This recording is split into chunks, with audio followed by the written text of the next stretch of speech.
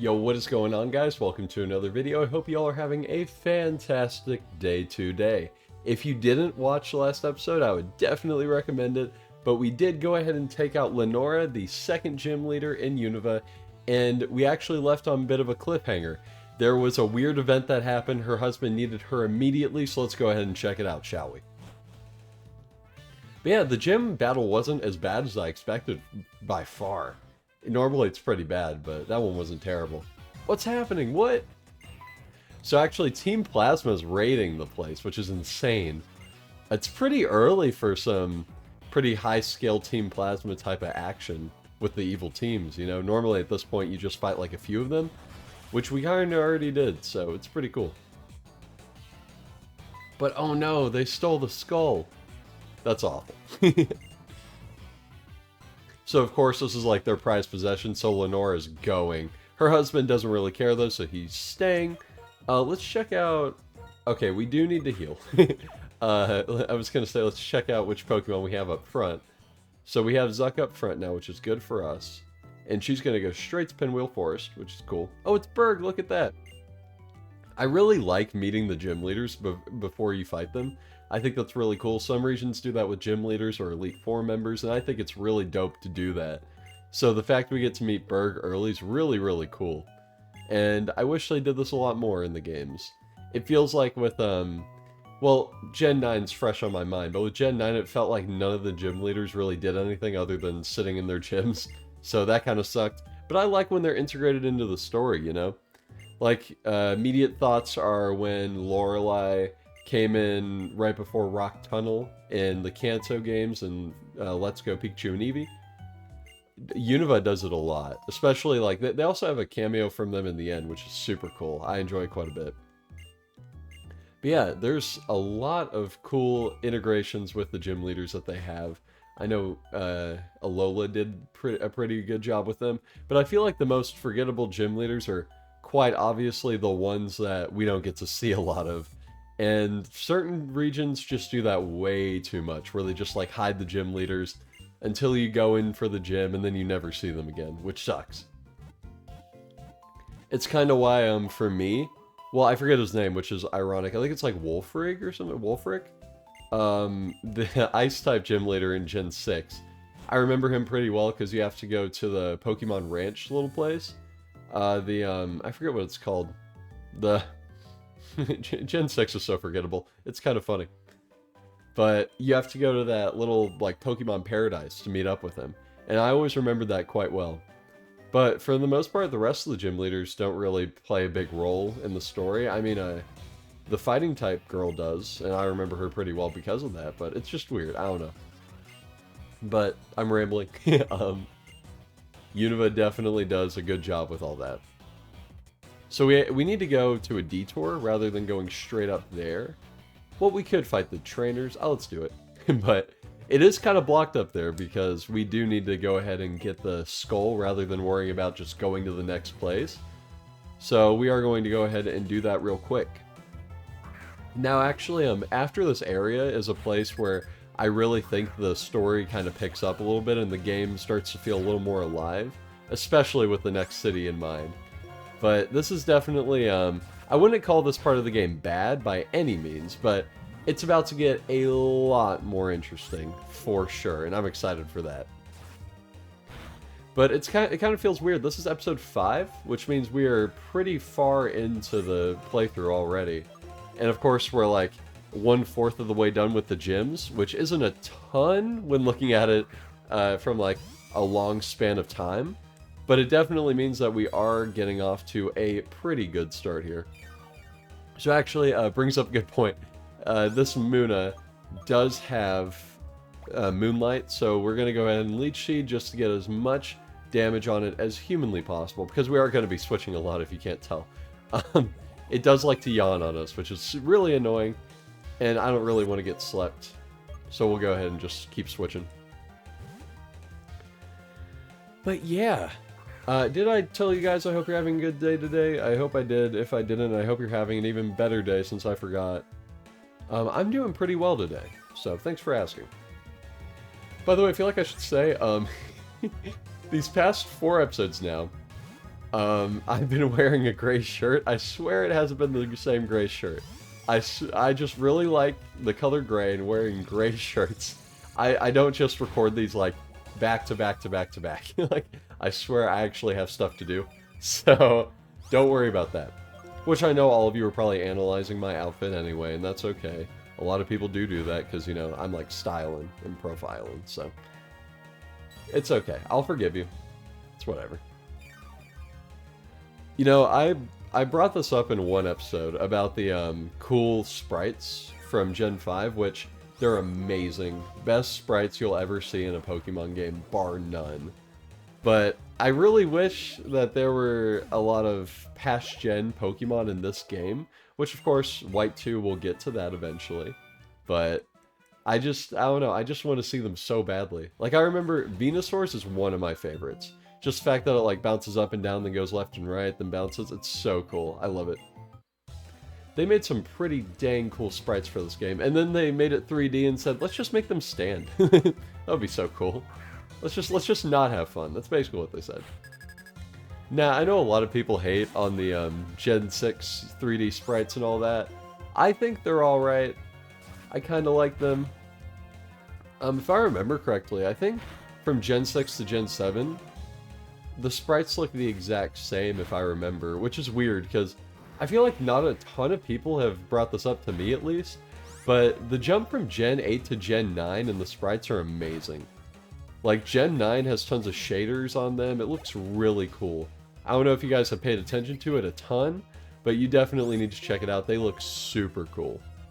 And I don't remember that jump from Gen 6 to Gen 7. Because, of course, from Gen 4 to Gen 5, huge jump. They went from PNGs to actual, like, GIFs, basically. That's how it worked. But I think a lot of the back sprites in Gen 4 just looks ugly to me. Like, the one that comes up in my mind, it's not the ugliest, I would say, but Garchomp's is not my favorite, which may be a hot take. I like his front sprite, but his back sprite's not the best, in my opinion. So I'm glad they finally updated them in the DS games, which is cool. The way I look at it, I always see kind of like, okay, take this. We have two Pokemon games on the same console. They're not really like safe follow-ups for the most part. They like try and change up a lot of stuff. Like, we can look from Gen 4 to Gen 5, tons of changes. Gen 6 to Gen 7, tons of changes. Gen 8 to Gen 9, tons of changes. But in those, like, console jumps, other than graphics, there's not a lot of changes. Like, especially to move balancing, I see a huge jump from Gen 6 to Gen 7. But from Gen 5 to Gen 6, there was, like, nothing. So it's weird. I don't know. I don't really know how they decide all that, but I think... Well, obviously, I think most of the effort goes into making it for the next console. And then they do the mechanic stuff after, just whatever. Maybe kind of tack it on a little bit. I don't want to say it like that, but maybe just, you know, playing it a little safe after changing all those sprites and stuff, so. I don't know, it's kind of weird. But I enjoy it. And I'm excited to see what they do next. I know we're not going to get Gen 10. Gen 10. We're Generation 10. We're not going to get that on the current Switch that's out. Which actually, when I'm recording this, it just came out that a lot of rumors are speculating that Nintendo's next console will be releasing next fall, which will be like November, October, December-ish of 2024, which is really cool to think about. And the more I think about it, we have had the Switch for 6, going on 7 years almost. So it is about time for a new console. I mean, from the PS3 to the from the PS3 to the PS4, as well as the PS4 to the PS5, they seemed like huge gaps, and they were 7 years. And we've had the Switch for that long, which is insane to me. It still feels kind of new in some ways, even though I definitely do feel like we're getting the end of the line type of games. I don't really know how to describe them. Like, let's take the Wii, for example. The Wii, at the beginning, we had Super Mario Galaxy, Metroid Prime 3, WarioWare Smooth Moves, Twilight Princess, stuff like that. And then towards the end, we got, I guess, more experimental games, kind of saying a last hurrah to the console. And Tears of the Kingdom definitely feels like this console's done, we're moving on. So, that may just be my opinion. But I'm excited to see what's next. And yeah, I definitely feel like we're at the end of the Switch. I mean, we just got Splatoon 3. That's not really going to be around for a ton before the next console comes, in my opinion. Which I also think that releasing Splatoon 3 now is kind of stupid, but I feel like a lot of people think that. I haven't played it. I'd say I've heard the least about it based on all the other Splatoon games that have come out. Because, of course, Splatoon 1 was a huge deal. Splatoon 2 still a pretty big deal because of the Switch. But Splatoon 3, I just remember in the Direct, it was announced and everyone was confused. That's basically all I can remember from it. But yeah, how do I say? Tears of the Kingdom kind of feels like a Skyward Sword in a way that it really uses a lot of good things about the console it's on, and it feels like it's trying to, I don't know, kind of just show it off for the last time. I guess you could say it like that. But I'm excited to see what's next. Pokemon Gen 10 will definitely 100% come out in 2025, which is weird to think about. It's only 2 years away, which really isn't that long when you think about it. But I'm hyped for it. I can't wait. And by the way, the reason I can say it's coming out in 2025 is do some math, okay? The Pokemon gens have come out in order from Gen 4 on: 2007, 2010, 2013, 2016, 2019, 2022. I will guarantee it's in 2025. That's how it works, you know?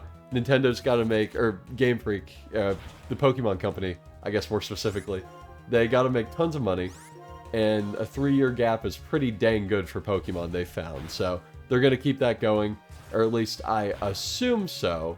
A pretty safe assumption on my part, though. But I'm excited to see what's next. Like I mentioned, the DLC's coming out. Can't wait for that. But yeah, I hope whatever the Gen 9 sequel, well, maybe not a sequel, we'll see. The Gen 9, like, after the original type of new generation games come out, I can't wait to see what those are. Like I said, I don't think they're going to be Unova remakes at all. I think they may do a type of Ultra Sun, Ultra Moon type of thing with Gen 9, which I wouldn't love. I really want to play something a little new. Because I remember when Ultra Sun and Ultra Moon came out, I was still kind of young. I think that was when I was like a freshman or sophomore in high school. So I was still, you know, I was getting to the point where I could kind of start criticizing games a little more, but also I really didn't care if I was playing like a game that I loved. I'm like, this is great. So I loved Ultra Sun and Ultra Moon, especially the post-game. Like, I don't remember a lot from the main story. I remember I, like, blitzed through it, though. I beat that thing so quickly. Mainly because, you know, obviously all the areas were the same, so I kind of knew what was going on. Oh, rustling grass. We can get an Audino. I'm not going to catch it. I want to get the XP, so we're going to kill it. But yeah, Ultra Sun and Ultra Moon were fun games. And if they kind of do that with Scarlet and Violet, I won't blame them. I mean, it may be a good idea when I really think about it. Because I can imagine if the Switch 2, I guess we're going to call it, I mean, I feel like the next console will definitely be playing Switch games. If not, I will be not happy, because I love backwards compatibility. I mean, that's the reason why the Wii U is my favorite Nintendo console, I'll say it. I'm not afraid, but I really hope it plays Switch games, and maybe the next Pokemon games will come out after that new console is released or even like announced.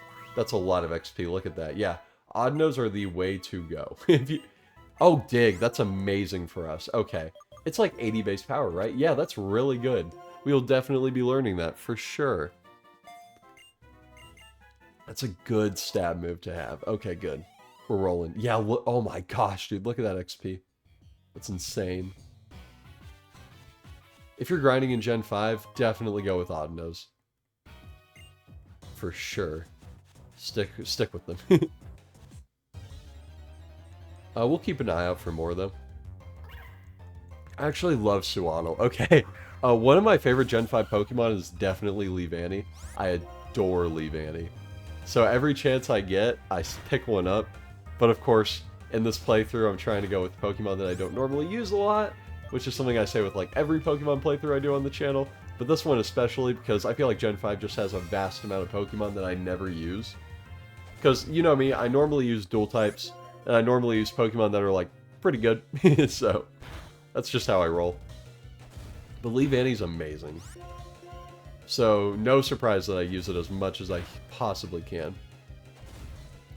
So, also not the biggest deal. We're trying to keep our friendship pretty high because we'll go ahead and say it, in the 4th gym city, Nimbasa City, we'll be getting the TM per return, which is really good for us. It's an amazing move, and we're going to snatch that up immediately. So we want to kind of not die a ton.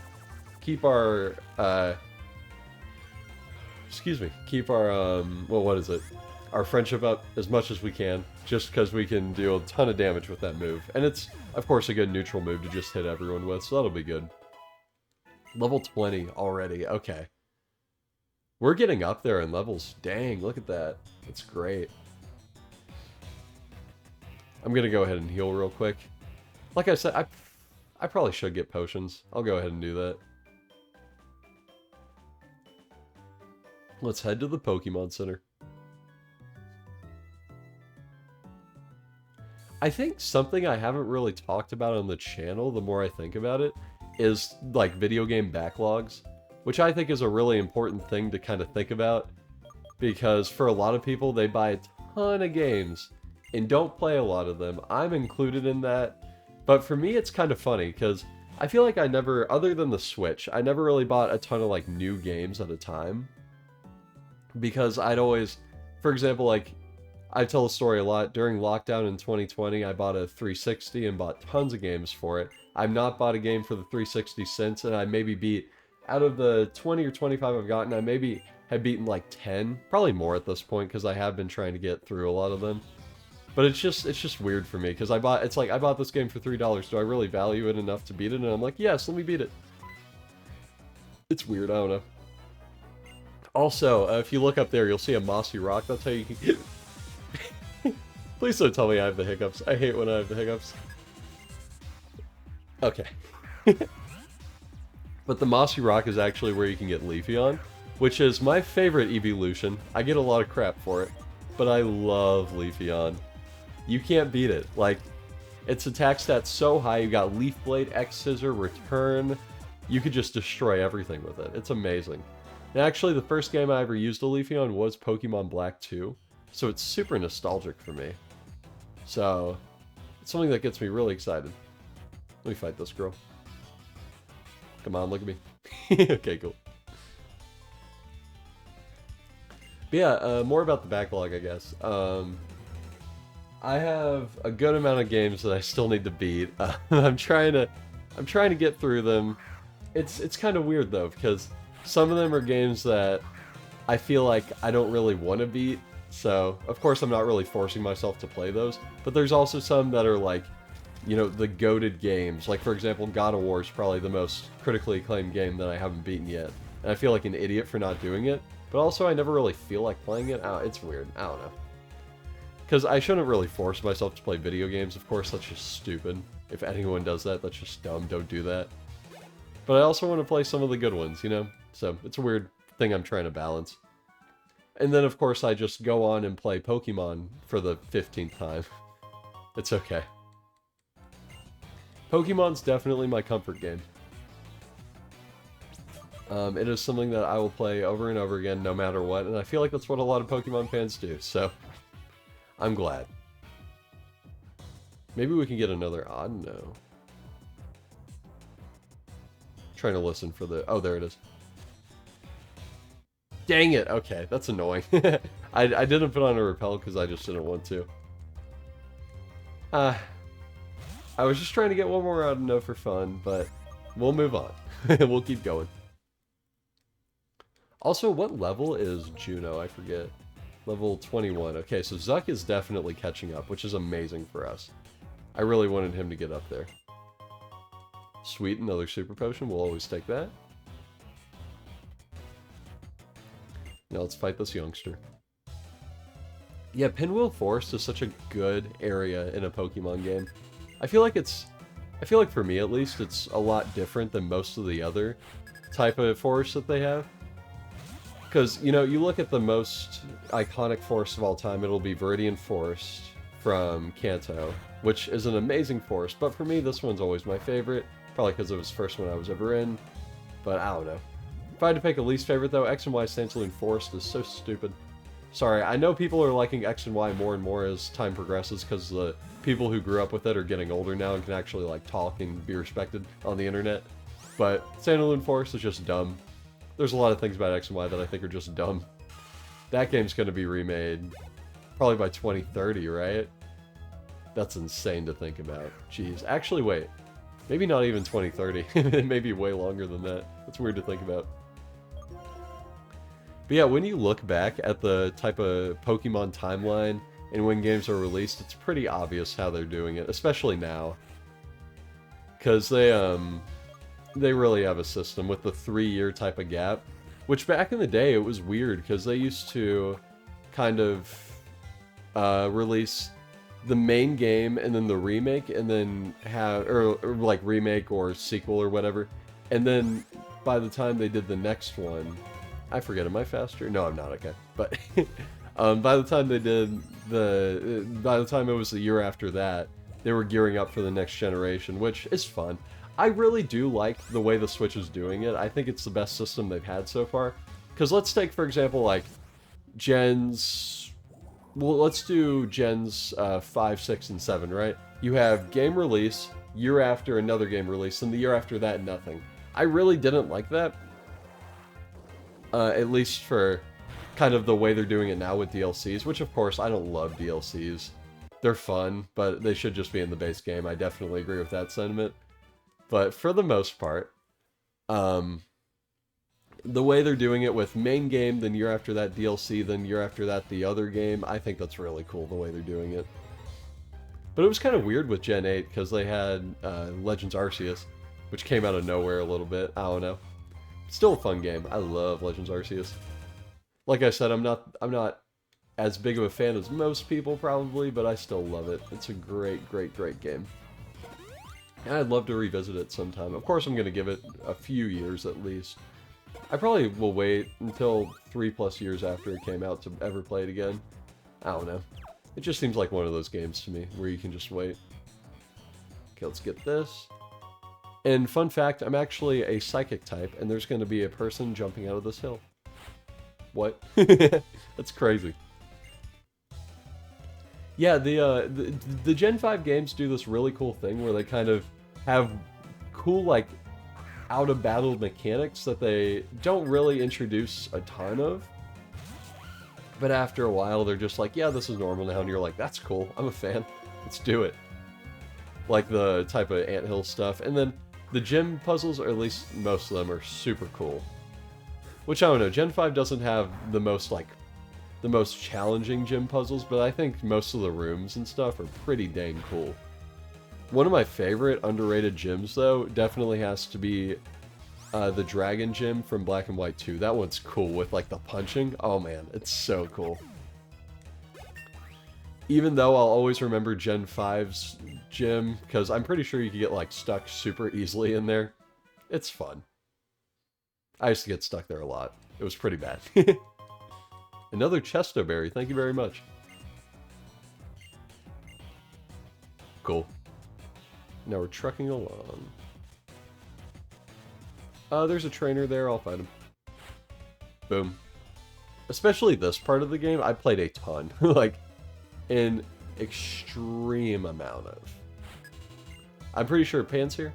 No, Panpour. Dang it, I gotta write this stuff down, I swear. I'm pretty sure the Panzer one is blonde, now that I think of it. Pretty sure. I could just be making all that up, I don't know. Who cares? It does feel weird that Pokemon games are on a console now, which I know, since 2018 we've been getting Pokemon games on console.